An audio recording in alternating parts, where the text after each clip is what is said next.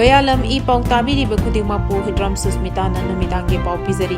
ahanbada maruoiba headline Centerna Manipur Kainaba Touraklabadi Akanba Khongjang Mayoknagani haina Fosc na phangdorakli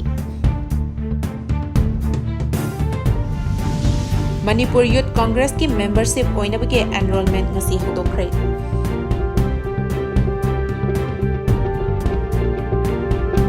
MLA Taramapana numit taranigi manungda anoba CM puthokadabani numit kayanigi manungda irang loisingadage habige deadline pigadabani haina M Sorojini na phangdorakli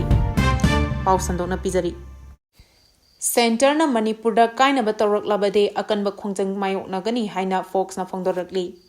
Maitegi mathakta landarakliba kuki singda Indiana makhoigi geopolitics ki policy kaidanaba haiduna Pondicherry gi mawongda Legislative Assembly leiba Union Territory ama Manipur da semnaba thorang Touraklabadi leibak asida amukta thoktriba miyamgi akanba khongjang ama lakloi haninga leite haina Federation of Civil Society Organization Fosc Manipur gi chairol amada sectionwa thamlakli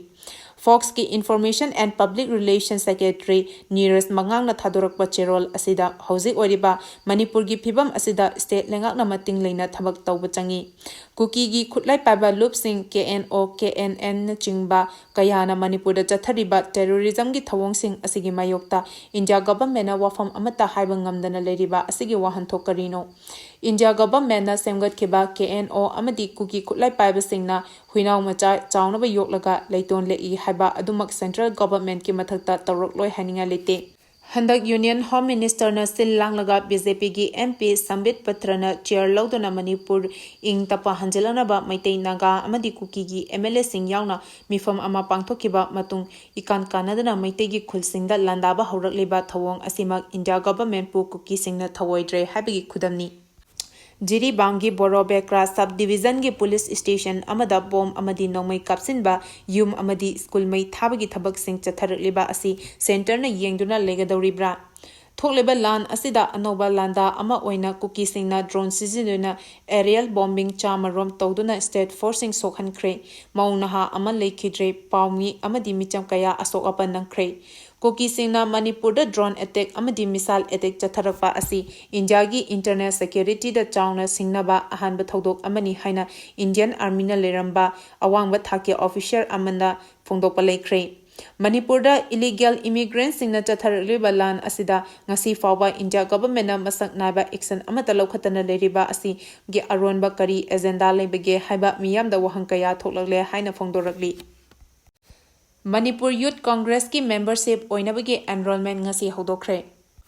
All India Congress Committee AICC gi makhada India Youth Congress ki Central Election Commission na Manipur Youth Congress ki membership oinabagi enrollment ngasi hodokre Chawkhatpa lebak ama oinaba hotnabada youth ki thodang chawna lebana afaba awon ba lebak ama puraknabagi pandamda level 9 na laktuna asigumlaba Manipur Youth Congress ki membership oinhanabagi enrollment tawbagi thabak asi paikhatpani chawkhatpa lebak ama oinaba hotnabada lamdam asigi youth sing thodang amata oina lominasi haina India Youth Congress ki General Secretary Sarifa Raman na phongdokre Wafam asingasi BT Road leba Congress babanda hodokhiba membership enrollment tawbat hodokpagi thoranga mari leinana phongdokhibani Manipur gi Congress leader kayana saruk yaduna pangthokiba thoram aduda Sarif Raman na makha taraduna hai lebak asigi youth singna amata oina punsinduna chawkhatpa lebak ama oina bagi damak lamdam asigi youth singna IYC application download tawduna Manipur Youth Congress ki membership ki damak enrollment thajenbiu Enrollment Hazinba asi chaliba tha asigi tang kulhumdoi dagi hodana tha asigi kuntaret nungthilgi pung manga da loishingani masida chahi 19 dagi kuntra phawgi manungda leiba miyoi singna enrollment asi thajinba yagani haina su phongdokhi masida ekwegi leiba kasi hawlak liba ekoi chutchingna jamna ekwegi maram chana atum mera tawdana ekwegi kajin koya thongna yamna thamoi siengna ekwegi chiedana tabada yamna pesadar kai do na do da ko yamna thamoi seng la ko gi mingsi chaluna na ba ko to biraga ko party si ma bang kan na ba konna mina si haiba wafam si ai thamdaraga MLA Taramapana numit taranigi manungda anoba CM puthokadabani numit kayanigi manungda irang loisinggadage habigi deadline pigadabani haina M Sorojini na phongdorakli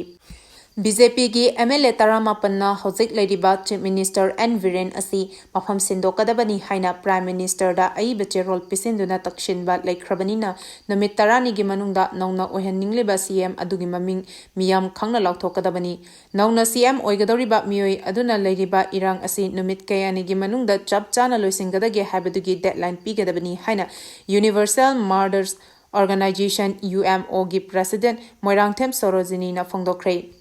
Hiram asiga mari leinana lamfelda leiba UMO gi office ta pangthokiba paugi mifam amada mahakna makhatana hai Manipur da haukiba chahi gi me ahumdagi hauraga thokliba lan asida kuki MLA Taradip makhoina taliba separate administration gi demand adu Petrabadi lenga kawari sanaroi haiba amata oina leptuna leiri adubo aikhoigi MLA minister sing asidi lan asida karigumba amata tawdana fammunaduna leiri imaleba Manipur asi ngasi mi khaponduna leiri basi matam adugi ningthau singna ningthau fammunabadagini oikhibani haibasi ngasi gi luchingba sing asina kawbugumna tawri makhoina fammunnaringaida lamdam asi manghangadawri Manipur gi housing oiriba phibam asi Chief Minister N Viren na drug thingnaba hotnaruba kuki singna taliba tokhaiba lenga asi piba yaroi NRC chana hanaba amadi border fencing tongnaba hotnabadagini chairak asida aikhoigi MLA Taramapana mahapu sindoknaba Prime Minister da memorandum pisinba haibasi kuki singna taliba demand da saugatpani haina lodaba ngamloi MLA Taramapan asina taliba demand asi lebak miyamna saugatlage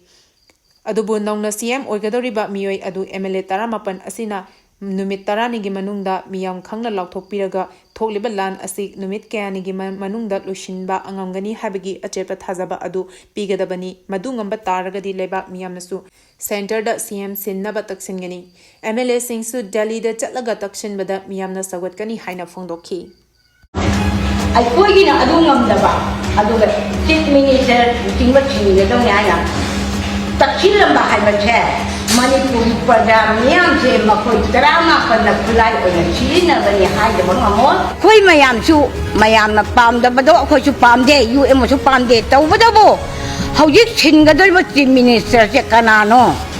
birengi mahut chillaga paira ka doi ba chief minister se kanano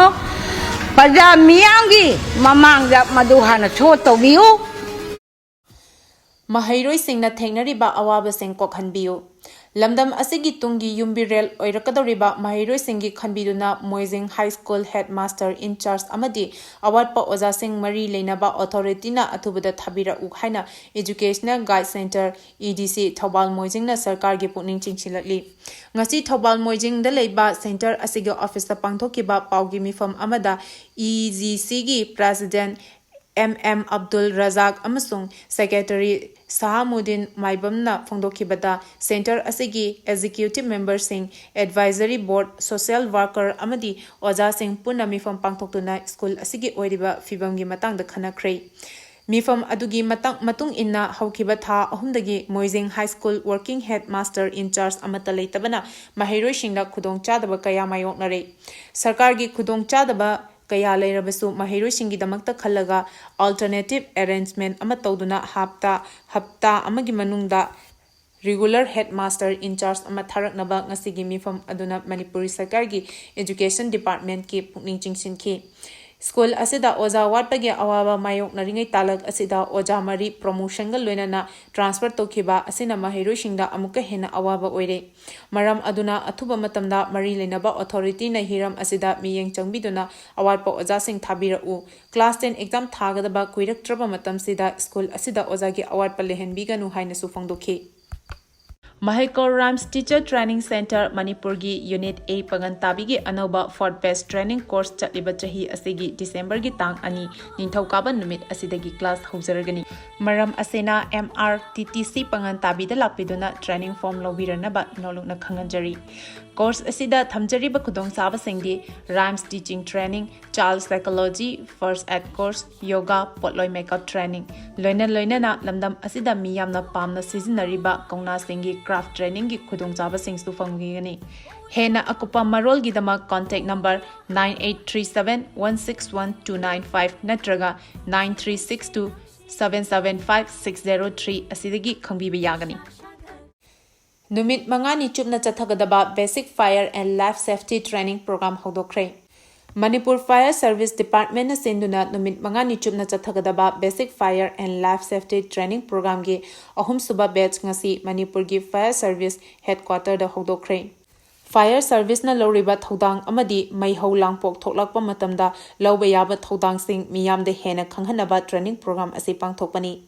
Fire Service ki oiba training program chahi asigi oina pangthokpa habasi rule oina hapnaba hotnaragani haina Manipur Fire Service ki Director L Navachandra na phongdokre. Training program hodopagi thoram aduda Home Department ki Joint Secretary Mayengbam Beto amadi Manipur Fire Service ki Financial Secretary Thonazam Samson Maitai namaru eba mithung lensin oina saru yakhi.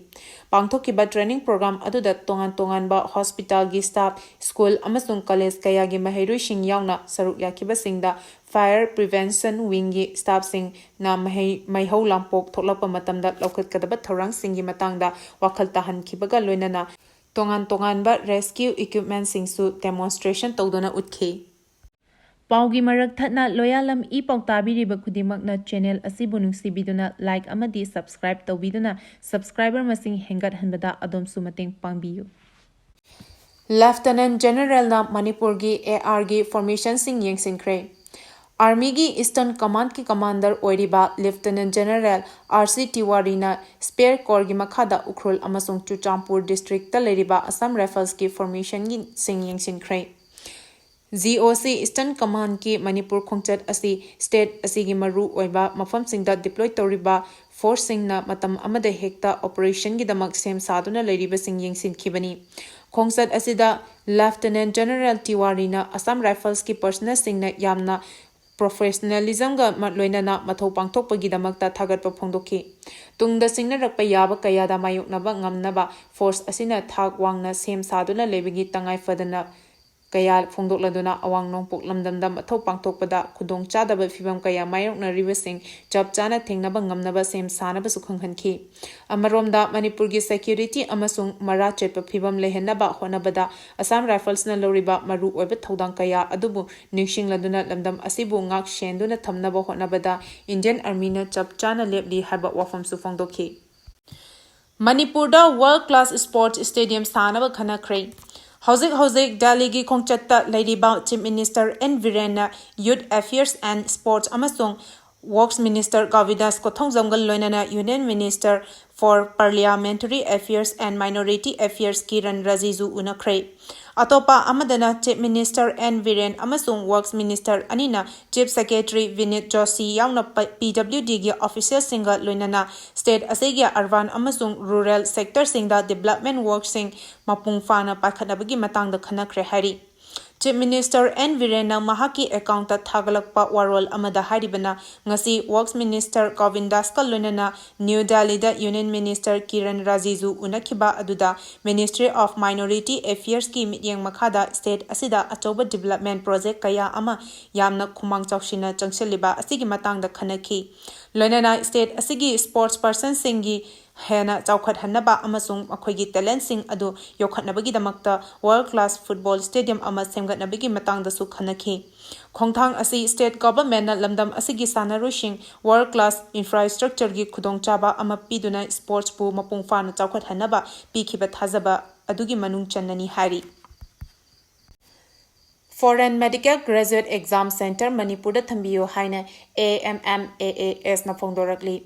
Foreign Medical Graduate Examination FMGE gi exam thanabagi center Manipur da thambiyo haina All Manipur MBBS Board Student Manipur gi Secretary Safir Rahman na Manipur gi lengak ki pukning chingsilatli. AMMAAS ki Secretary Safir Rahman na ngasi thadorokpa cherol amana hai Manipur gi mapalamda medical MBBS tamluba students singna lebak asida mathau tawba yanabagi damakta tangai fadana thagadaba Medical Council of India screening test haina su khangnaba National Board of Examination in India na loba FMGE exam thabagi center amata Manipur da pibidaba asina mahairu singda chauna awaba mayoknare yamna wana mapalamda exam thaba chatliba sing asi hana virus ta chatlamba kaya adu leiriba fibam asina chatpa yadaba aduga flight ta chatlabasu khudong chadaba kaya mayoknari health की problem सिंगी ओइनदी अमुक हेना चथोक चसिंदा खुदोंग चादब कया मायोकनरी असिगुंबा खुदोंग चादब सिंग असिगी येंगलगा फॉरेन मेडिकल ग्रेजुएट एग्जामिनेशन की सेंटर असे मणिपुर द थंबियो हाइना सेंटर अमसुंग स्टेट लेंगा की पुकनिंग चिंगसिलली रोंगमई यूथ ऑर्गेनाइजेशन ना कॉम सिंग चटखिनबा नोटिस हंदोखरे रोंगमई नगा यूथ ऑर्गेनाइजेशन मणिपुर माइकैदगी रोंगमई सिंगना लेरिबा लमसिंगदगी कॉम फुरुप की मियोय सिंग पुंग निफुनिपानी मनुंगदा चटखिनबा अकनबा वाफम खंगहनखिबा अदु कांगलुप सिंगी मरक्ता नुसिनना लेमिननबगी वाखलोंदा नोटिस अदु हंदोखरे इचुम कॉम कैरब विलेज अथॉरिटी की माइकेदगी मखोइगे खुल लमखैदा रोंगमई सिंग नमदना चंचललगा नुंग युंगनबा थौरांग तौई हाइना मराल सिरखिबा अदुगी मरी लेनना कॉम सिंग रोंगमईगी लम थादोकलगा चटखिनबा नोटिस पिखिबनी हिरम असिगा मरी लेनना रोंगमई नगा यूथ ऑर्गेनाइजेशन मणिपुर की प्रेसिडेंट रिचार्ड कामैना फोंदोकपदा रोंगमई कम्युनिटी ना मखोइगी मपा मपुना थंबिरंबा लमदा अमुक हना खुंदाबा हाइबा वाफम असि होंदोकपा लेते